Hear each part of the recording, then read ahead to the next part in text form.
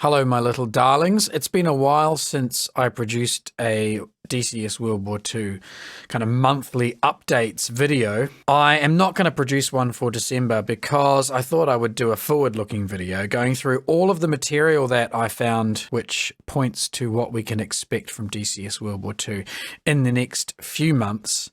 Fortunately, we've had a pretty major news update from Eagle Dynamics in the form of a newsletter plus a video, and some other material has come out from some third parties. So we'll go through that now, and hopefully this will be in the order of probably the most interesting down to the smaller detailed bits at the end.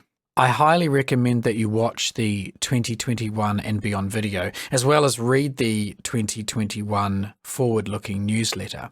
We are now going to discuss some of the key items, and first up, I want to talk about the Mosquito. So we were under the impression towards the end of last year that the Mosquito would possibly be released before the end of the year. I was a bit surprised at that suggestion from a couple of ED staff.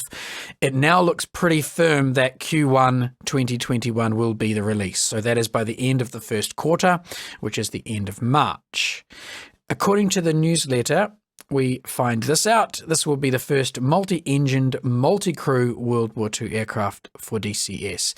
And it will mark an important capability for future projects. This is pretty good news. So we will have the second seat in the Mosquito. That's a navigator seat. There's no level bomb sight in this specific Mosquito. So it'll be interesting to see exactly what kind of tasks the navigator can do in this bird. Secondly, the news that this is going to hopefully become a platform for other projects is great news. There are some other 20s that could be potentially developed. The JO88 maybe, the ME410, P38 for DCS, a couple of those being multi-crew as well. And it would be really nice if Eagle Dynamics put their experience that they've gained from developing the Mosquito into those other birds, although that's just my suggestion. There's no indication that they will do that. Next up, the recent video also had some beautiful shots of the clouds, which are just around the corner. From the newsletter, we read, "The wait is almost over, and the new clouds for DCS World will be introduced in the first quarter of 2021. So Q1 once again for the clouds. They say that in addition to being visually stunning, the new clouds will block visual and optical sensor line of sight, and they will be synchronized online. This is fantastic news. Online synchronization of clouds is so absolutely critical, especially for the visual combat that goes on with our warbirds. ED say that they will initially release the cloud system with an array of weather presets. So that's perfect for the beginning, and that's exactly the way I think they should do it. Just have a set of presets to begin with. And then later in the year, they're going to update the weather tool in the mission editor to allow finer control and dynamic systems. That's entirely fine with me. Get the clouds out with a series of presets and then work on the more complex weather tool and customization down the line. I think that really makes sense from a release and developer's perspective, and we are very, very interested in seeing these clouds, especially online with the visual combat. One of the warbird items I regularly get asked about, but for which often I have no reply and no news, is the F4U Corsair being developed by Leatherneck.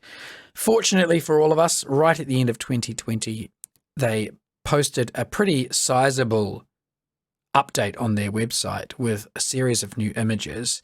The images look stunning. The detail that's gone into this module is pretty impressive. They've got some great close-ups of the prop assembly, some images of the internal damage and the spars and ribbing on the wings, and other various bits and pieces such as weapons and weapons being used. So if you are not up to date with the Corsair and you've been begging for some information, jump over on the Leatherneck website and take a look at that update. We don't have any kind of release information yet. In terms of timing, I know that Hiramachi has been asking around for information on some of the non-US liveries and skins that these aircraft might have had, in particular some of the British Royal Navy or Fleet Air Arm skins. So we might see this aircraft come out with a few different nationality skins, which would be really, really nice. I personally am most interested in seeing 1 or 2 RNZAF skins for this aircraft. While we're talking about the Corsair, we can also talk about the Pacific Theatre and the Marianas map in particular. The newsletter for the start of 2021 has stated that the map is still planned as a free map, and it will later serve as the foundation for the World War II Pacific Theatre map. The images we've seen of the Marianas map all look rather modern at this point, so it's pretty clear that they are going to build the modern map first and then look to turn it into a Pacific World War II map. So I'm guessing they're going to have to redo a whole lot of the structures and airfields and whatnot to date them back to the 1940s. There is the suggestion here that this Pacific Theatre map may end up being a different size to the Marianas map, but I think I'm speculating a bit much there just because of the way they've used their words in this description. The description gives me the impression that the Marianas map is going to be different from a Pacific Theatre map, which indicates a lot more geographic spread. But that could just be me reading a little bit too much into the description. In other map news, the channel map is now slated for completion by the end of Q1. We already have access to this map in its early access state, and it looks like they are trying to finalize this now. The outstanding items appear to be a couple of airfields to be added. That's Biggin Hill and Eastchurch, as well as some advanced landing grounds and additional landmarks. The slated release date at the end of Q1 2021 is a pretty strong indicator that this map is being squared away now. That's a little bit disappointing because it would have been really nice to have seen more airfields on the French side. If this map does in fact have advanced landing grounds on it, that places the date of the map right near the end of the war in the last couple of years. And by that stage, the Luftwaffe were not using any of the airfields that the map currently has on the French side. So in terms of being a historical World War II map, this is a bit of a weird construction. I don't think it's being used quite as much as perhaps Egodynamics had anticipated.